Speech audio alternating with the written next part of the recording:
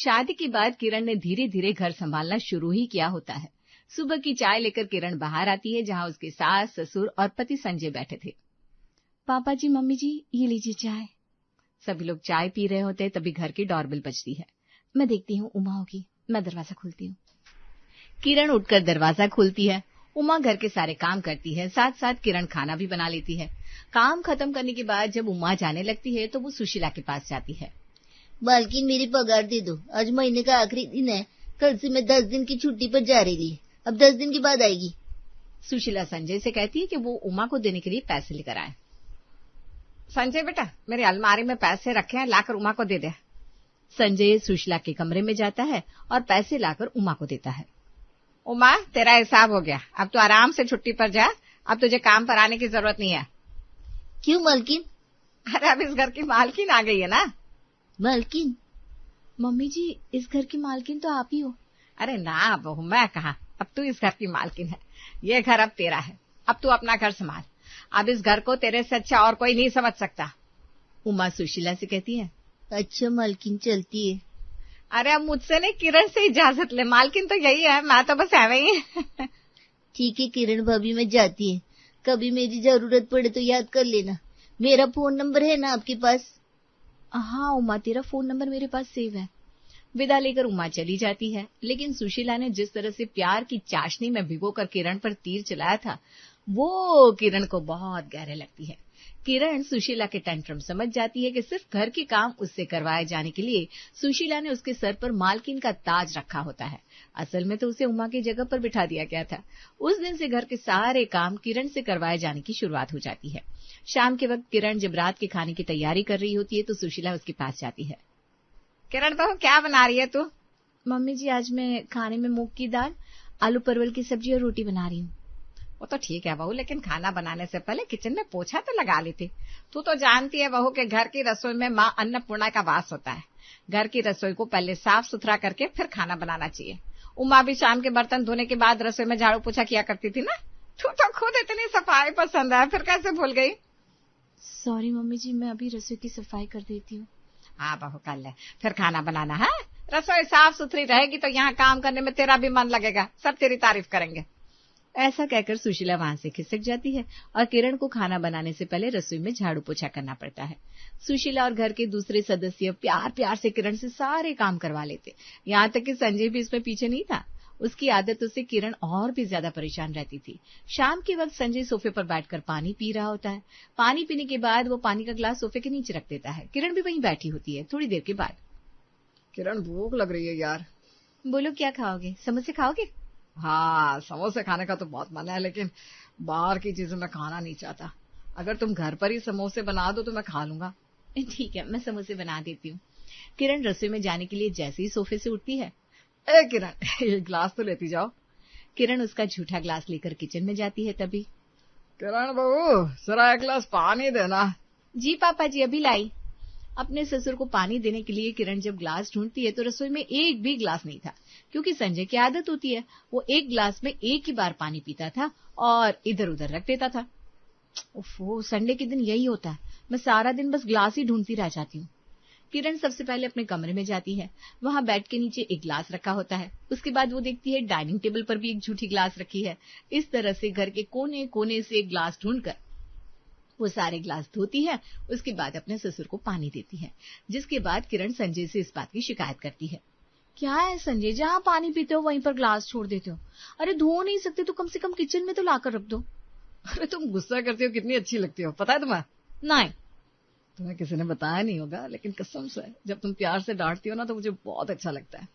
मैं तो तुम्हारी ये प्यार भरी डांट सुनने के लिए ये सब करता हूँ। अच्छा ये बताओ, समोसे बन गए? नहीं, बनाने जा रही हूँ। जल्दी करो यार, भूख के मारे पेट में चूहे कूद रहे हैं। धीरे धीरे किरण को ये एहसास होने लगता है कि वो घर की बहू नहीं, नौकरानी है। घर का छोटा बड़ा हर काम अब किरण के लिए छोड़ा जाता है। घर का कोई भी सदस्य खुद से एक चम्मच भी इधर उधर नहीं करता। दिन के वक्त संजय, राजेश और सुशीला तीनों बैठकर रात के खाने का मेन्यू डिसाइड कर रहे होते हैं। तभी राजेश किरण को आवाज लगा रहा होता है कि जो कि कपड़े सुखाने छत पर जा रही थी। किरण बहू। जी पापा जी। जरा इधर आना। किरण कपड़ों से भरी बाल्टी छत की सीढ़ी पर रखकर राजेश के पास जाती है। मेरे कमरे में मेरा चश्मा छूट गया है, चश्मा नहीं लगाता हूँ तो सर में दर्द होने लगता है, जरा चश्मा तो ला दे। जी अभी लाती हूँ पापा जी। वो मन ही मन सोचती है चश्मा तो संजय भी ला सकता था, लेकिन वो तो नौकरानी है भाई, वही ला कर देगी। घर का कोई और सदस्य भला घर का काम क्यों करेगा। किरण राजेश के कमरे से चश्मा लाकर उसे देती है। पापा जी ये लीजिए आपका चश्मा। किरण बहू, तू हमारी बहू नहीं बेटी है, बिल्कुल बेटी की तरह हमारा ख्याल रखती है। कभी कभी तो सोचता हूँ तू नहीं होती तो हमारा क्या होता। इस नालायक को देख यहीं बैठा है, लेकिन मुझे चश्मा लाकर नहीं दे सकता था। आप अगर संजय से कहते तो वो भी आपका चश्मा लाकर देते, लेकिन मैं हूं ना इस घर की नौकरानी। किरण अपने मन ही बात मन में रखती है और राजेश से कहती है, कोई बात नहीं पापा जी, मैंने ला दिया तो क्या हो गया। पापा मम्मी बस हर वक्त किरण की तारीफ करते हैं, मुझे तो इस घर में कोई पूछता ही नहीं। भाई हम किरण की तारीफ क्यों ना करें, वो जितने अच्छे से इस घर को संभाल रही है ना, तू कभी नहीं संभाल पाएगा। किरण अपने ससुराल वालों की मीठी मीठी बातों के पीछे का राज खूब अच्छे से समझती थी, बस कहती कुछ नहीं थी। सुशीला की बात पर हल्के से मुस्कुराकर वो कपड़ों से भरी बाल्टी लेकर छत पर चली जाती है। जैसे ही किरण कपड़े सुखाकर नीचे आती है, किरण बहू आज घर में कुछ मेहमान आ रहे हैं। कोई बड़े खास मेहमान है, उनके आने से पहले घर को अच्छे से सजा संवार देना। सुशीला, तुम अरुणा की आदत को तो जानती हो। घर को सजाने संवारने का काम घर की लक्ष्मी का होता है, अरे इस घर की लक्ष्मी किरण है। वैसे भी किरण बहुत सफाई पसंद है, तभी तो देखिए ना जब से उमा गई है घर पहले से ज्यादा चमकने लगा है। घर भी समझ जाता है कि किसी अपने का हाथ लगा है। ये किरण का घर है, जितना अपना समझकर वो इस घर को संवारेगी उतना कोई काम वाली या मेड नहीं कर सकती। किरण बहू आज तेरी बुआ सास और बुआ ससुर आने वाले हैं। तेरी बुआ सास को मीन मेख निकालने की कुछ ज्यादा ही आदत है, इसलिए अच्छे से घर की सफाई कर लेना है और खाने पीने की तैयारी भी कर ले बेटा। ठीक है मम्मी जी। किरण मेहमानों के स्वागत की तैयारी में लग जाती है। सबसे पहले वो सोफे का कवर चेंज करती है, जिसके बाद गुलदस्ते में ताजे फूल लगाती है। किरण, तुमने ड्राइंग रूम तो सजा दिया, लेकिन ड्राइंग रूम में लगे ये पर्दे रूम की शोभा घटा रहे हैं। लेकिन संजय अभी हमारे पास नए पर्दे नहीं है। अरे नए पर्दे लाने को कौन कह रहा है, तुम जल्दी से इन्हें धो दो। अभी? हाँ अभी 2 घंटे में तो सूख जाएंगे। ये लो मैं पर्दे उतार देता हूँ। संजय ड्राइंग रूम के पर्दे उतारकर किरण को देता है, तभी सुशीला आ जाती है। उसके हाथ में जाले साफ करने वाला झाड़ू होता है। किरण बेटा एक काम करिए, पर्दे वॉशिंग मशीन में डालकर जल्दी से आ जा। देख घर के सारे पंखों पर धूल की मोटी परत जमी है, जल्दी जल्दी सारे पंखों से गंदगी निकाल दे। ठीक है मम्मी जी। घर के सारे पंखे साफ करने के बाद किरण ने एक पल भी चैन की सांस नहीं ली थी, तभी राजेश बाहर से आता है। किरण बेटा देख मैं तेरे लिए क्या लाया हूँ। क्या लाया है पापा जी? कोलिन। घर में कोलिन खत्म हो गई थी ना, इस नालायक से कहा था मैंने, लेकिन लेकर ही नहीं आया तो मैं ही ले आया। अब कोलिन से ना घर के सारे टेबल कुर्सी दरवाजे खिड़कियां टीवी फ्रिज सब चमका दे बेटा। अच्छा अब किरण बेटा हो गई तो मैं कौन हूँ फिर? भाई अब किरण हमारी बहू भी है और बेटा भी, तू तो किसी काम का नहीं है, तुझसे घर के कोई काम होता ही नहीं, तो चुपचाप करके एक जगह बैठ जा बस। क्यों किरण बेटा, मैंने ठीक कहा ना? काम से बुरी तरह थक चुकी किरण धीरे से हाँ कहती है और फिर से अपने काम में लग जाती है। हाँ पापा जी मैं भी सब चमका देती हूँ। बड़े प्यार से बेटा बेटा बोलकर सुशीला और राजेश किरण से जमकर सारे काम करवा लेते हैं, लेकिन अभी काम खत्म कहाँ हुए थे, अभी तो खाने पीने की तैयारी बाकी थी। घर के ऊपर के सारे काम खत्म करने के बाद किरण मेहमानों के लिए पकवान बनाने में लग जाती है। खाना बनाना, मेहमानों को चाय नाश्ता कराना, इन सब से लेकर रात का खाना खिलाने तक में किरण बुरी तरह से थक कर टूट चुकी थी।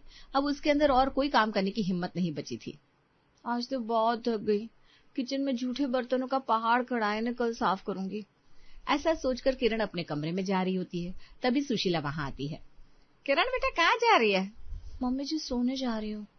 अरे बेटा रात में जूठे बर्तन नहीं छोड़े जाते, तू तो खुद इतनी समझदार है, जानती है ना रात में बर्तनों को जूठा छोड़ने से लक्ष्मी नाराज होती है। जल्दी से बर्तन साफ करते फिर सो जाना। हाँ बेटा? ठीक है मम्मी जी। हाँ बेटा और जल्दी जल्दी हाथ चला ले, फटाफट काम खत्म कर ले, फिर आराम से सो जाना। कल सुबह तुझे जल्दी उठना भी है ना, जा जल्दी कर। किरण जानती थी अगले दिन घर के काम करने के लिए उसे सबसे जल्दी उठना है। थके होने के बावजूद भी उसे सारे बर्तन धोने पड़ते हैं। ससुराल वालों का बड़े प्यार से किरण को नौकरानी की तरह ट्रीट करने के रवैये से किरण परेशान हो चुकी थी, लेकिन अब उसने ठान लिया था कि वो भी अपना रूप बदल कर रहेगी। अगर वो घर की बहू है तो उसका पति भी उसके मायके वालों के लिए दामाद है। अब किरण अपने पति को एटीएम कार्ड की तरह यूज करना शुरू कर देती है। एक दिन संजय ऑफिस जाने के लिए तैयार हो रहा होता है, तभी किरण उसके पास जाती है। संजय मुझे कुछ पैसों की जरूरत है। कितने चाहिए? यही कोई 20,000 रुपए। है? तुम इतने पैसों का क्या करोगी? करती ना वही बात। हाँ, मैं तो इस घर की नौकरानी हूँ ना, मुझे तो इतने पैसों की जरूरत ही नहीं पड़ सकती। मैं बस सबकी जरूरतें पूरी करने के लिए हूँ ना। ऐसा कहकर किरण रोने लगती है। संजय उसे चुप कराते हुए कहता है, अरे ऐसी बात नहीं है किरण, मैं तो बस इसलिए पूछ रहा था कि तुम्हें कोई दिक्कत या परेशानी तो नहीं है ना? मुझे नहीं है, लेकिन मेरे मम्मी पापा को है ना। आप उनके दामाद है। जिस तरह मम्मी और पापा जी मुझे बेटी की तरह मानते हैं, मेरा उनके प्रति कुछ फर्ज है, उसी तरह मेरे मम्मी पापा आपको अपना बेटा मानते हैं। मम्मी पापा हमेशा यही कहते हैं, संजय उनके लिए उनके बेटे जैसा है। आपका भी तो उनके प्रति कुछ फर्ज बनता है ना। हाँ किरण, क्यों नहीं, तुम्हारे मम्मी पापा मेरे मम्मी पापा है। क्या बात है, तुम्हारे मायके में कोई परेशानी हुई है क्या? बताओ मुझे। आप जानते हैं कि पापा की पेंशन से घर चलता है। इस महीने अभी तक पापा की पेंशन ही नहीं आई। पापा कह रहे थे पेंशन आने में 1-2 हफ्ते लग सकते हैं। अब घर खर्च के लिए पापा के पास बिल्कुल भी पैसे नहीं है, इसलिए मैंने आपसे इतने पैसे मांगे हैं। संजय तुरंत अपना एटीएम कार्ड निकालकर किरण को देता है। ये लो किरण, मेरे एटीएम से पैसे निकालकर पापा को दे देना।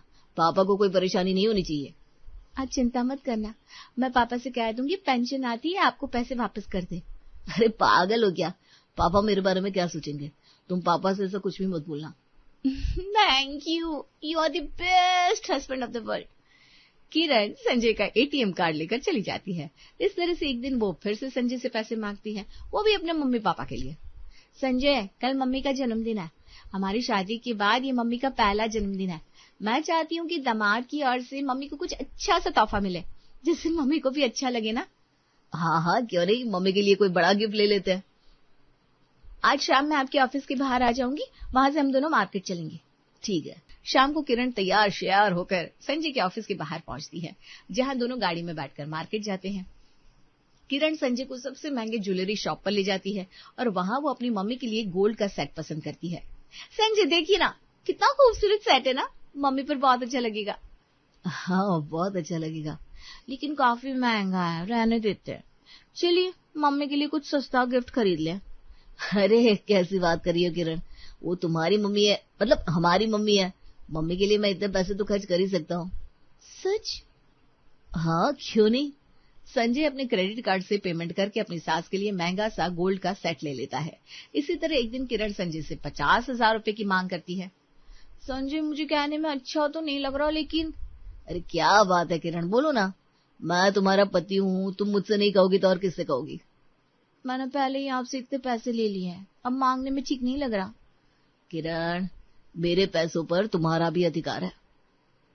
बोलो कितने चाहिए? मुझे 50,000 रुपए की सख्त जरूरत है। 50,000 रुपए? हाँ मैं जानती थी आपको बहुत अजीब लगेगा, जाने दीजिए, मुझे आपसे कुछ नहीं चाहिए। अरे अरे ऐसी बात नहीं है किरण। अच्छा ये बताओ, तुम्हें ये पैसे क्यों चाहिए? किरण रुआसी होकर कहती है, आप तो जानते हैं मेरे पापा के पास एक पुरानी स्कूटी थी, गाड़ी के नाम पर ले देकर वही था, वो भी खराब हो गया। अब सब्जी लाने के लिए पापा को काफी दूर तक पैदल जाना पड़ता है। मैं सोच रही थी 50,000 तक की एक स्कूटी खरीद कर पापा को दे दूं, आखिर इस बुढ़ापे में वो कब तक पैदल चलेंगे। हाँ तो इसमें इतना संकोच करने की क्या बात है, चलो आज ही स्कूटी ले लो। और इस तरह किरण 50,000 से ज्यादा की एक स्कूटी खरीद लेती है, जिसे वो अपने पापा को देती है। लेकिन खर्चों के बोझ से संजय की कमर टूटी जा रही थी। यार इसी तरह पैसे खर्च होते रहे तो बहुत जल्दी सड़क पर आ जाऊंगा। किरण को कैसे समझाऊं, पापा मम्मी के नाम पर पैसे देने से मना भी नहीं कर सकता। जैसे किरण घर की नौकरानी की तरह काम कर करके परेशान रहा करती थी, उसी तरह से संजय एक एटीएम कार्ड की तरह इस्तेमाल होकर परेशान हो रहा था। लेकिन जैसे किरण कुछ नहीं बोल पा रही थी, उसी तरह संजय भी कुछ नहीं बोल पाता। एक दिन छुट्टी की वजह से संजय घर पर ही होता है और दोपहर के वक्त टीवी देख रहा होता है। किरण रसोई में खाना बना रही होती है, तभी उसकी माँ का फोन आता है। किरण फोन लेकर अपने कमरे में चली जाती है और काफी देर तक बाहर ही नहीं आती। संजय बेटा, किरण काफी देर से कमरे में है, खाना भी उसने अधूरा छोड़ा हुआ है, अभी तक बाहर क्यों नहीं आई? अब मैं देखता हूँ माँ। संजय जब कमरे में जाता है तो देखता है किरण अपने बैग में अपना सामान पैक कर रही होती है। क्या बात है किरण, तुम कहीं जा रही हो क्या? संजय, मम्मी सीढ़ी से नीचे गिर गई है, उनके पैर में काफी चोट लगी है। पापा भी घर पर नहीं है, मैं उनके पास जा रही हूँ। अरे ऐसी बात है तो मैं भी तुम्हारे साथ चलता हूँ। सुशीला और राजेश से इजाजत लेकर किरण संजय के साथ अपने मायके चली जाती है, जहां किरण की माँ अभी भी सीढ़ियों के पास बैठी थी। संजय देखो, मम्मी खुद से उठ भी नहीं पा रही है, लगता है इनका पैर फ्रैक्चर हो गया है। तुम चिंता मत करो, हम इन्हें अभी डॉक्टर के पास ले चलते हैं। दोनों किरण की मां माधुरी को अस्पताल लेकर जाते हैं। थोड़ी देर में किरण के पिता नवीन भी वहां पहुंच जाते हैं। माधुरी का पैर सचमुच में फ्रैक्चर हो गया था। डॉक्टर माधुरी के पैर का इलाज करता है और उसके पैर पर प्लास्टर चढ़ाता है। सब हो जाने के बाद जब अस्पताल का बिल पेमेंट करने की बारी आती है तो नवीन अपनी जेब से पैसे निकाल रहा होता है। तभी किरण नवीन का हाथ रोक देती है। ये आप क्या कर रहे हैं पापा? हमें कर दिया ना पराया, हमारे होते हुए आप पैसे देंगे? मेरी छुट्टी संजय को कितना बुरा लगेगा। संजय आप दोनों को अपने मम्मी पापा समझते हैं, आप क्या समझते हैं वो आपको पैसे देने देंगे? किरण के ऐसा कहने पर संजय को भी उसकी हाँ में हाँ मिलानी पड़ती है। अब हाँ पापा, किरण ठीक कह रही है, आप अपने पैसे रखिए, आपका बेटा है ना वो पेमेंट करेगा। संजय अस्पताल के बिल का पेमेंट कर देता है। वो अपनी गाड़ी में बिठाकर माधुरी और नवीन को घर छोड़ देता है, जिसके बाद किरण और संजय घर आने लगते हैं। संजय को समझ में आ जाता है कि किरण ये सब क्यों कर रही है। वो किरण से कहता है कि वो उमा को फोन करके अगले दिन से ही उसे काम पर बुला ले। किरण, तुम अकेले घर का सारा काम करती हो, काम का काफी बोझ है तुम पर, मुझे अच्छा नहीं लगता। ऐसा करो ना, उमा को फोन करके बोल दो कि वो कल से काम पर आ जाए। ठीक है, मैं अभी उमा को फोन कर देती हूँ। किरण मन ही मन मुस्कुराते हुए अपनी पुरानी मेड उमा को फोन करती है।